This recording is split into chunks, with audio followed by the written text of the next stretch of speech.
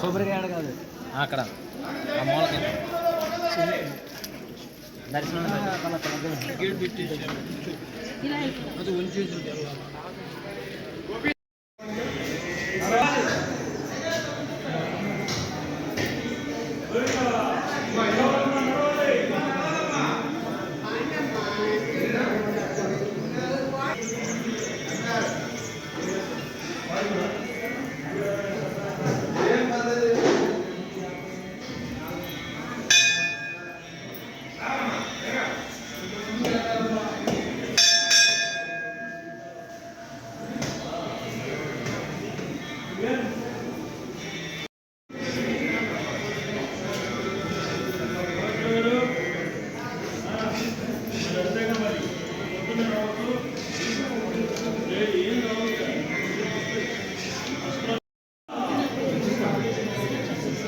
అండి పసిపిల్లల్ని కొంచెం స్పీడ్గా రండి, పసిపిల్లలు తీసుకొని తొందర రండి.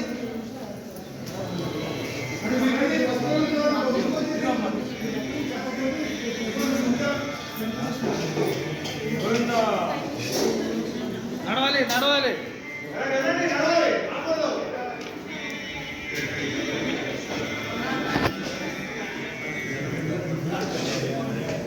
గోవిందా.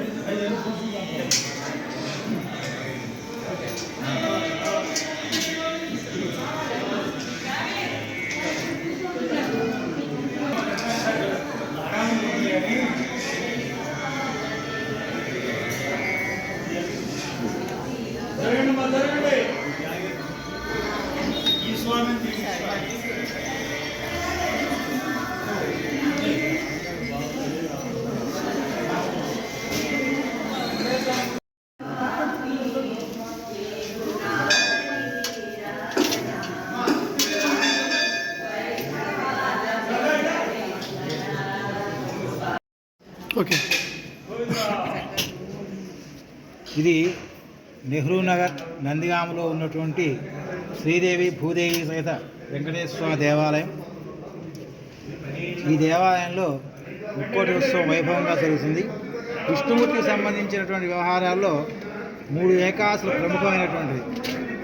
శయన ఏకాదశి, పరివర్తన ఏకాదశి, ముక్కోటి ఏకాదశి, ఉత్తైన ఏకాదశి అంటారు దీన్ని.